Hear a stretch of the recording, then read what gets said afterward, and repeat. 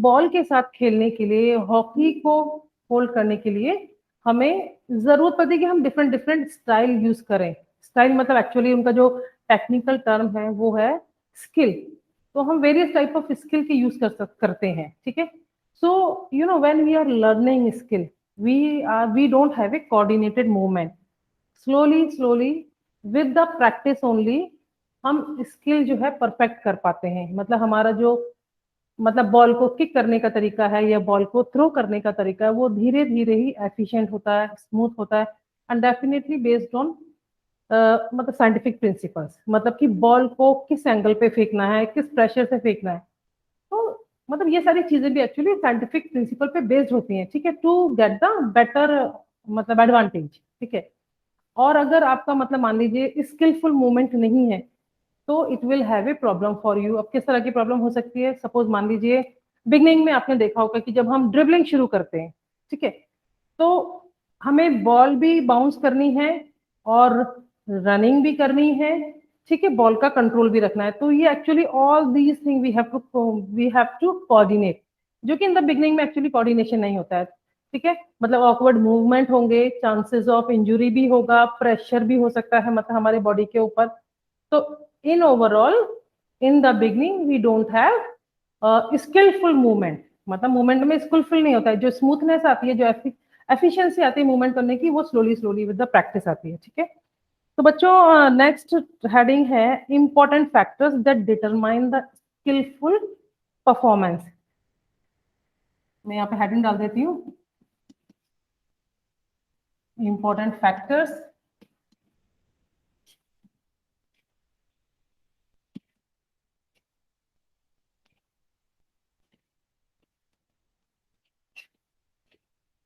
Skilful performance.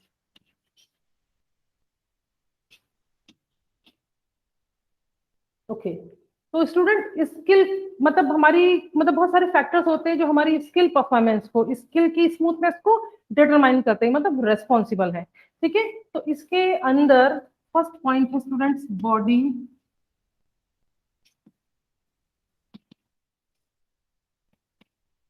You know, body weight play a very important role in the field of physical education. If you have heavy weight, अगर आपका heavy weight है तो you will definitely find difficulty in performing skill, in running, in catching, in throwing। मतलब देखा जाए तो हर जगह आपको प्रॉब्लम होगी if you are a heavy weight। तो एक्चुअली हैवी वेट जो होता है वो हिंडरेंस है, एक रुकावट है to perform well in the field. Okay, next है स्टूडेंट हाइट।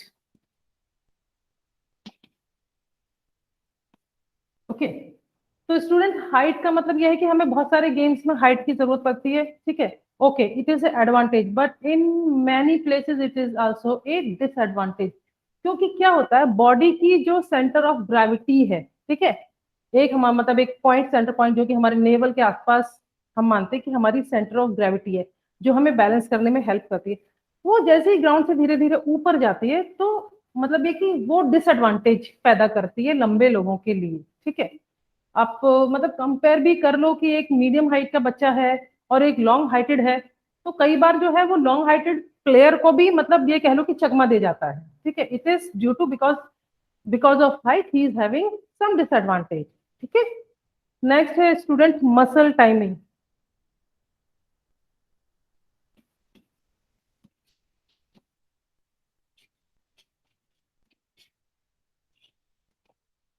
बच्चों muscle timing is again a very important factor. क्योंकि एक्चुअली क्या है, when we have to perform any movement we are getting message, we are getting impulse from our central nervous system. If we will get impulse at right time तो हमारा movement जो होगा वो coordinated होगा, और अगर थोड़ा सा भी डिले हो गया तो मतलब हमारा जो मतलब मूवमेंट कोऑर्डिनेटेड मूवमेंट नहीं होगा। Okay, next student I muscle coordination.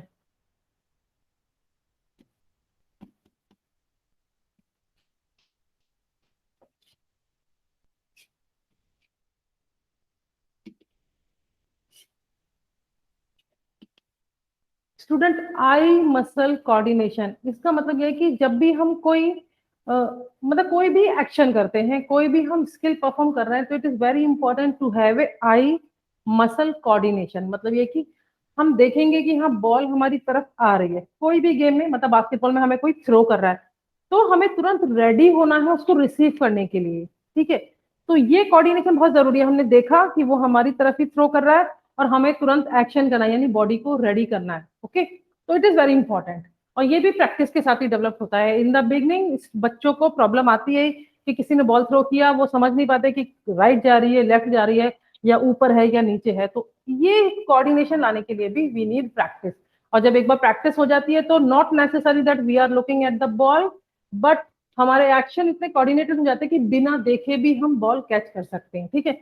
बिना देखे, मतलब फुटबॉल में अगर in case somebody is passing the ball to you, किसी को भी पास कर रहा है, तो उसका मूवमेंट जरूरी है कि वो पैर की तरफ देखे, वो ऑटोमेटिक हो जाएगा, मतलब मूवमेंट ऑटोमेटिक हो जाता है धीरे धीरे प्रैक्टिस के साथ, okay. This is I muscle coordination. Next बच्चों, रिएक्शन टाइम, ठीक है, ओके। फिफ्थ इज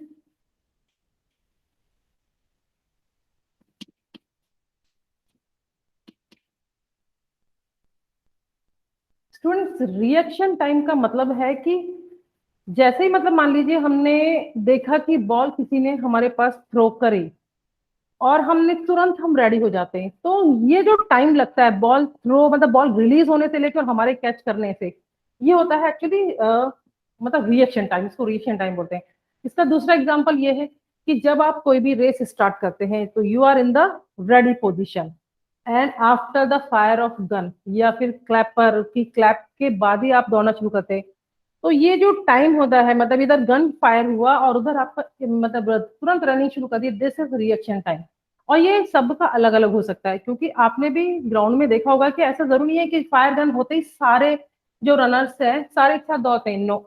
सबका अलग अलग टाइमिंग है, कोई आगे कोई पीछे कोई बीच में, जैसे भी है सबका अलग अलग टाइम रहता है।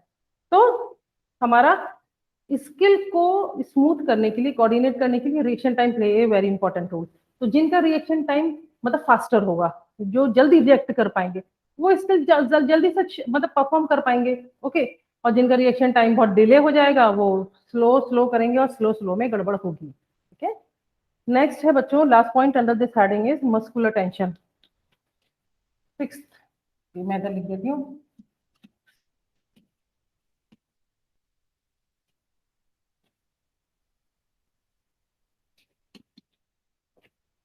बच्चों, मस्कुलर टेंशन का मतलब ये है कि हम कितने रेडी हैं किसी काम को करने के लिए। अगर हमारा मतलब बॉडी बहुत ज्यादा टेंस्ड है, बहुत ज्यादा टेंशन हमारी मसल में, तो भी मूवमेंट मतलब ऑकवर्ड होंगे, कोऑर्डिनेशन प्रॉपर नहीं होगा, ठीक है, टेंस मूवमेंट होंगे। और मान लीजिए कि बहुत कम है हमारे मसल टेंशन, ठीक है, हम मतलब रेडी नहीं है, ठीक है, तो भी अगेन प्रॉब्लम होगी। तो ऑप्टिमम टेंशन, यानी कि जो कि हम वार्म अप करने के बाद अपनी बॉडी में एक टेंशन थोड़ी सी रिलीज करते हैं, ठीक है, तो optimum tension is must to have a coordinated movement, okay. So now we will have another heading.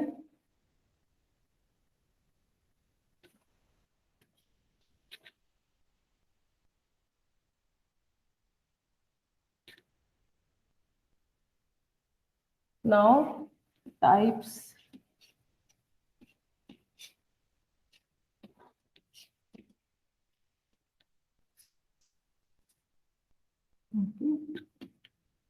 Student, types of skill, okay. तो इसका मतलब मुझे समझाने की जरूरत नहीं है, लेकिन मैं इन शॉर्ट आपको ये बताऊंगी कि बहुत सारे टाइप्स के गेम्स हैं, हर गेम की अपनी अपनी स्किल होती है, ठीक है। तो यानी कि हर गेम की बहुत सारी स्किल्स हैं, अब उनको कंबाइंड करके पर्टिकुलर वे में डिवाइड कर दिया गया, ठीक है। तो हम लोग अभी यहाँ पे पढ़ने वाले हैं, क्योंकि अभी आप मतलब देखो, एथलेटिक की अलग स्किल है, फुटबॉल में अलग स्किल है, बास्केटबॉल में अलग स्किल है, वॉलीबॉल की अलग स्किल है। तो ऑन द बेसिस ये कंबाइंडली अगर किया जाए तो स्किल्स को बहुत सारे पार्ट में हमारे पास 11-12 तरह के मतलब आपकी बुक में मेंशन किए हुए हैं, ठीक है, टाइप्स। तो इसमें हम सबसे पहले लेंगे open skill, okay.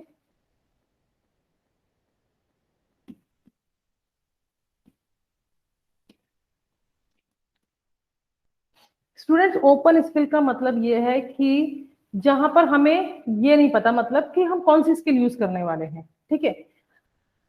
Situation game में at every moment the situation is changing, the position of player is changing, the position of ball is changing, ठीक है।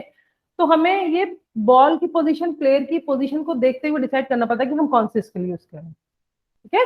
तो दिस इज ओपन स्किल, यानी कि where we don't have any control कि हम which skill we have to use, it is depend on the situation of the game, situation of the ball, situation of the player, कि हमें कौन सी skill हम use करें, कौन सी बेस्ट रहेगी। Okay, now next is closed skill.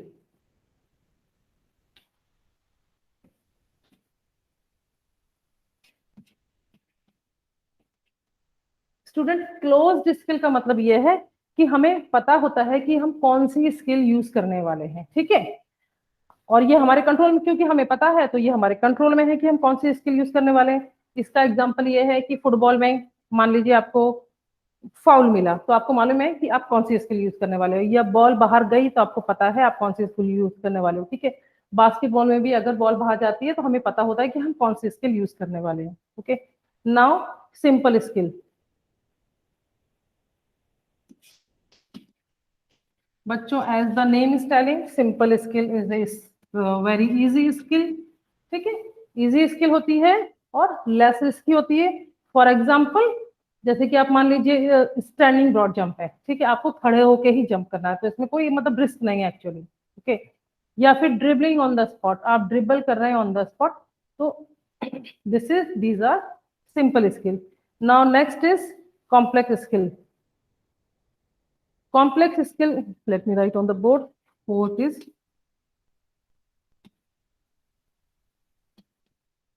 बच्चों, कॉम्प्लेक्स स्किल का मतलब है कि जब हम कई सारे मूवमेंट एक साथ करते हैं, ठीक है। फॉर एग्जाम्पल जैसे कि जिम्नास्ट होता है, ठीक है। जिम्नास्ट को क्या करना पड़ता है, मतलब कोई सी भी स्किल करे वो, ठीक है, उसको रनिंग करनी पड़ेगी, उसको जंप करना पड़ेगा, उसको एयर में अपना बैलेंस मेंटेन करना पड़ेगा, बॉडी को रोल करना पड़ेगा, देन फाइनली उसको प्रॉपर पोजिशन में लैंड करना है, ठीक है। Same way like high jump, high jump में भी क्या है, रनिंग करनी है, जंप करना है over the bar, then properly उसको लैंड करना है, जैसे कि कोई इसका बॉडी पार्ट क्रॉस बार को टच नहीं करे। तो these are complex skills. Okay, now fifth one.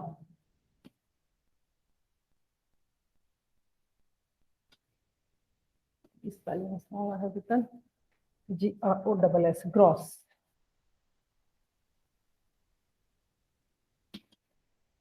Students, gross skill का मतलब होता है कि where we are using the long muscles of the body part, यानी वो एक्टिविटीज, वो movement where we are using the long muscles of the body part, जैसे कि आपकी लैग मसल्स हैं, हैंड मसल्स है, तो these are considered as long muscle, ठीक है। तो अभी क्या है, रनिंग करते हैं, जंपिंग करते हैं, स्टैंडिंग करते हैं, तो जो भी ऐसे मूवमेंट हैं जहाँ पे हमें रनिंग करनी पड़े, स्टैंडिंग करनी पड़े, ठीक है, वॉकिंग करनी पड़े, तो उनको बोलते हैं gross gross skills. Now sixth one is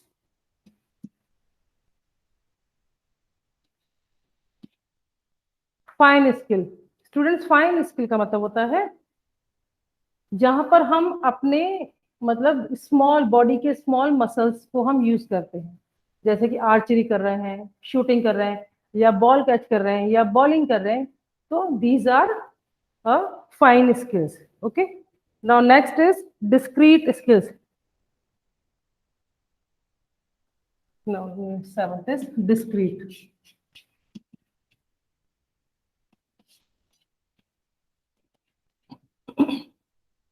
student, discrete skill का मतलब होता है कि जो कि बहुत छोटी स्किल होती है, ठीक है, और आपको ये मतलब ये कि स्टार्ट करना और एंड करना मतलब क्लियर है, दिखाई देगा, ठीक है।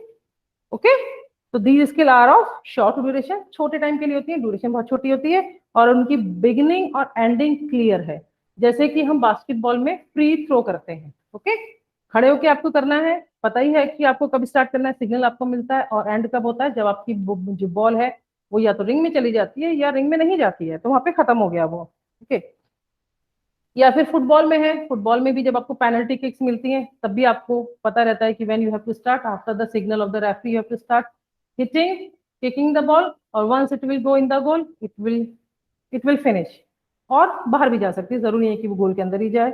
Next student, serial skill.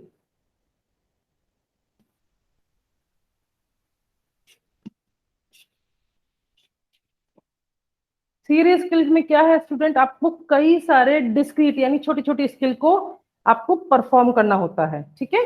तो छोटी छोटी स्किल को जब आप कंबाइंड कर देते हैं तो वो आपकी सीरियल स्किल बन जाती है। फॉर एग्जाम्पल जब आप ट्रिपल जंप करते हैं तो ट्रिपल जंप में क्या करना होता है, आपको रनिंग करते हैं, ठीक है, रनिंग के बाद हॉप करना है, हॉप के बाद स्टेप लेना है, then you have to jump and finally you have to land.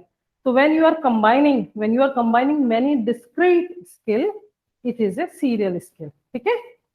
Okay, तो जिसका एग्जांपल मैंने आपको दे दिया, hop step jump in triple jump, क्योंकि ट्रिपल जंप में हम थ्री स्टेप्स बोल दीजिए उनको, थ्री स्टेप्स लेते हैं जिनके की नाम है hop step and jump. Now next is student continuous skill.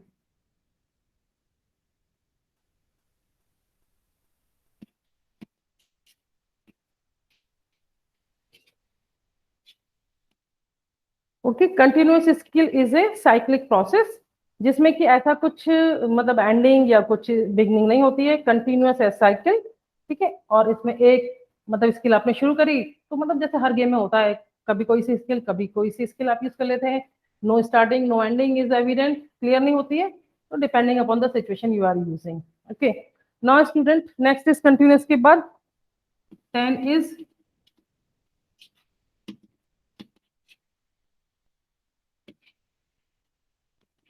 Individual skill. Individual skill का मतलब है कि जहां पर इंडिविजुअली प्लेयर अपनी स्किल यूज कर रहा है, फॉर एग्जांपल लॉन्ग जंप है, शॉर्ट पुट है, हाई जंप है, these are individual skill. Now next is को एक्टिव स्किल। Okay okay 11